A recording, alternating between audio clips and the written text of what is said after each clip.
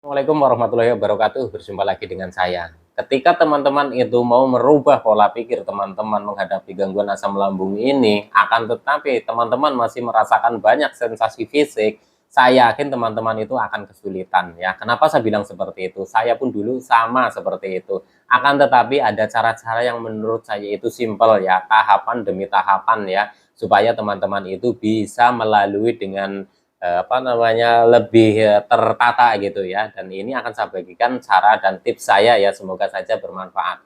Saya ini rekodnya malam ya teman-teman, saya masih ada waktu dan masih ada semangat untuk memotivasi teman-teman. Jadi teman-teman harusnya bisa lebih semangat lagi menghadapi gangguan ini hingga membaik dan sembuh ya, amin ya robbal alamin. Tenang saja teman-teman, insya Allah nanti teman-teman juga akan sembuh dan saya yakin itu ya. Oke, langsung kepada pembahasannya ya teman-teman. Ketika teman-teman itu ingin mencoba merubah pola pikir atau memperbaiki pola pikir supaya apa? Ketika ada sensasi yang muncul tidak panik lagi, tidak cemas lagi, terus ya minimalnya bisa berkurang lah kepanikan dan kecemasan serta kekhawatiran ya.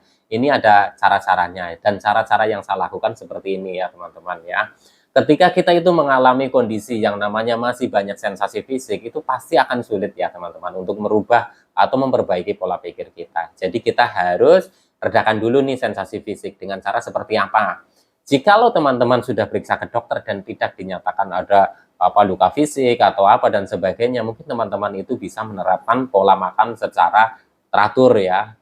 Pola makan ini penting sekali ya teman-teman untuk penderita gangguan asam lambung. Nah, kalau teman-teman diperiksa sudah ada luka atau radang di lambung, ikutin saran dokter. Kalau dokter ngasih obat yang harus dikonsumsi ya, saya harapkan teman-teman itu ikut sarannya ya teman-teman ya, karena dokter meresepkan obat yang mungkin yang buat radang lambung atau dan lain-lain pastinya sudah dengan diagnosa atau dengan pemeriksaan yang sedemikian rupa ya teman-teman, karena saya pun dulu sama. Jadi ketika mengalami ada radang di lambung, ada iritasi di lambung, saya juga konsumsi obat dari dokter ya. Dan akan tetapi teman-teman yang tidak kalah pentingnya adalah menjaga pola makan. Kembali lagi ya teman-teman, ketika kita masih mengalami banyak sensasi fisik, kita masih mengalami kecemasan saat sensasi muncul, kita harus merubah atau memperbaiki pola pikir kita, ya kita harus sedikit demi sedikit hilangkan sensasi fisiknya dulu ya, dengan cara yang seperti tadi saya sampaikan ya. Pertama adalah pola makan yang teratur ya teman-teman ya. Teman-teman itu harus paham benar-benar nih ya.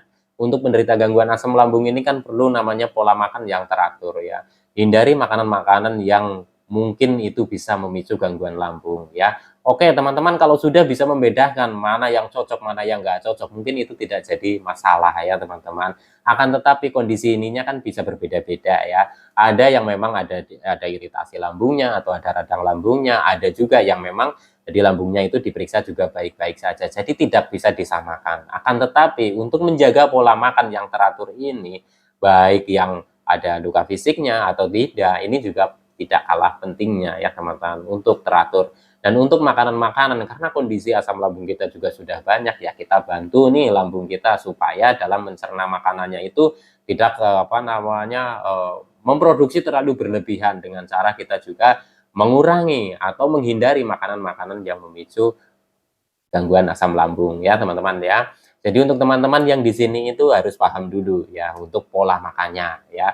Jadi ketika teman-teman itu sudah mulai paham nih masalah bagaimana nih, sudah bisa mengatur lah intinya. Oh ya, saya memang harus begini, harus menjaga pola makan gitu ya. Insya Allah ini tidak akan ada masalah ya teman-teman. Teman-teman itu tidak akan, waduh kenapa sih saya harus begini, kenapa sih saya harus makan, harus harus teratur, harus apa, itu menurut saya tidak ada masalah seperti itu kalau teman-teman benar-benar sudah memahami.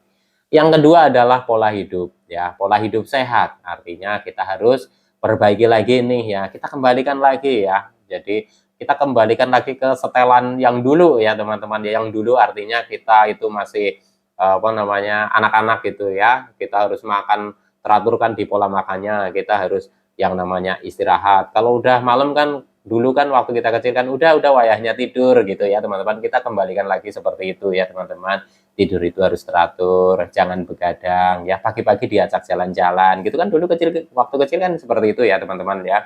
Kita kembalikan lagi seperti itu dan itu jalani secara konsisten, insya Allah itu akan membuahkan hasil ya. Jadi ketika teman-teman itu sudah konsisten di dua ini dan benar-benar teman-teman itu memahami, insya Allah sensasi fisik teman-teman itu akan berkurang. Ya sedikit demi sedikit itu akan berkurang, saya yakin itu ya teman-teman ya. Kalau teman-teman ada yang dibantu dengan obat dokter, nggak masalah, nggak apa-apa ya teman-teman ya. Karena saya pun dulu juga didampingi pengobatan dari dokter ya untuk yang di lambungnya ya teman-teman ya. Nah, ketika teman-teman itu sudah merasakan enak nih sensasi fisiknya nih ya, sudah banyak berkurang lah ya, sudah banyak berkurang ya. Terus teman-teman itu masih merasakan cemas. Nah, ini teman-teman yang ketiga ya, harus teman-teman pahami, kita harus memperbaiki pola pikir kita. Waktunya kapan ya? Waktunya ketika kita sudah menjalankan yang pola makannya, pola hidup sehatnya, sensasi sudah mulai berkurang, kita baru nih bisa menata pola pikir kita ya, atau memperbaiki pola pikir kita. Oh ya, saya itu tidak boleh memikir yang terlalu banyak ya, satu persatu yang harus saya pikirkan ya. Nggak usah ribet-ribet ya, nggak usah selalu mengharapkan hasil yang sempurna, hasil yang maksimal, yang harus sesuai dengan keinginan kita. Itu perbaiki satu demi satu gitu ya teman-teman. Intinya kita harus lebih rileks ya, lebih rileks dalam menjalani atau menghadapi masalah-masalah yang timbul, baik masalah ekonomi, baik masalah keluarga, baik masalah pekerjaan. Karena memang untuk menderita gangguan asam lambung, apalagi yang sudah lama sembuhnya, pasti itu kan berbagai macam masalah ya teman-teman ya, baik ekonomi, keluarga, dan pekerjaan. Itu karena saya dulu mengalami juga sama seperti itu ya teman-teman ya. Akan tetapi kita kan harus fokus yang kedua itu ya teman-teman, yang dua dulu itu, pola makan, pola hidup sehatnya ya, supaya nanti kita bisa merubah atau memperbaiki pola pikir kita menjadi kita itu bisa berpikir yang positif ya teman-teman ya. Jadi dalam menghadapi gangguan asam lambung, GERD, anxiety psikosomatis ini penting sekali ya teman-teman. Ketika kita sudah membaik, kita harus punya pikiran-pikiran yang positif ya. Jadi ketika kita sudah melewati nih ya pola makannya yang bagus, ini sensasi sudah banyak berkurang ya, teman-teman itu harus punya pikiran lagi, oh ya saya punya gangguan seperti ini, saya baru saja membaik ya, saya baru saja enak ya, jadi harus dijaga. Jadi teman-teman nanti tanpa disuruh pun teman-teman itu sudah bisa memahami itu, dan teman-teman bisa melakukan itu tanpa harus nanya, Mas harus berapa bulan nih saya mantang makanannya, Mas harus berapa lama nih saya harus jalan kaki, sampai kapan nih gitu. Nanti teman-teman saya yakin tidak akan menanyakan seperti itu kalau teman-teman benar-benar sudah paham ya. Nah, disitulah yang namanya kita memperbaiki pola pikir kita. Jadi kita menyadari dengan apa yang sedang kita hadapi, kita belajar itu dengan ya pokoknya selalu belajar lah ya teman-teman ya. Jadi kita itu sudah tidak kagetan lagi gitu ya. Jadi ketika kita itu berpikirannya itu sudah positif ya, sensasi-sensasi yang muncul pun ketika teman-teman sudah membaik, ada sensasi muncul, teman-teman itu tidak terlalu panik, teman-teman itu tidak terlalu khawatir dalam menghadapinya, dan saya yakin itu ya teman-teman. Makanya untuk penyembuhan ya, gangguan asam lambung yang sudah disertai dengan kecemasan ini perlu proses. Makanya saya selalu bilang, ini perlu proses ya teman-teman ya, tidak instan. Jadi untuk teman-teman nih ya, pokoknya teman-teman nggak usah terlalu khawatir. Insya Allah nanti kalau teman-teman itu bisa jalani itu ya, teman-teman juga akan sedikit demi sedikit itu akan membaik ya. Dan saya harapkan teman-teman juga lekas sembuh ya, dan selalu doakan seperti itu saya ya teman-teman ya. Jadi untuk teman-teman tetap semangat ya, gangguan asam lambung, GERD, anxiety psikosomatis ini bisa sembuh teman-teman. Dan banyak sekali yang sudah sembuh. Saya yakin teman-teman juga akan sembuh. Saya yakin sekali. Jadi teman-teman tetap semangat ya. 3P secara konsisten dijaga ya. Pola makan itu penting.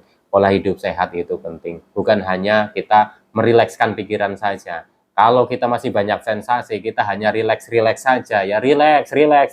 Itu juga akan susah. Jadi kita caranya itu adalah mengurangi sensasi fisiknya supaya kita bisa berpikiran rileks ya. Kalau sensasi fisiknya sudah mulai berkurang, pasti kita akan sedikit rileks ya. Bisa rileks dan kita bisa merubah atau memperbaiki pola pikir kita. Nah, itu seperti itu ya teman-teman. Simpelnya itu seperti itu. Jadi teman-teman nggak usah terlalu khawatir. Yang penting teman-teman itu sudah menjalaninya dengan sabar, dengan ikhlas, dengan konsisten. Insya Allah nanti teman-teman juga akan sedikit demi sedikit itu akan mulai membaik. Saya yakin itu ya teman-teman ya.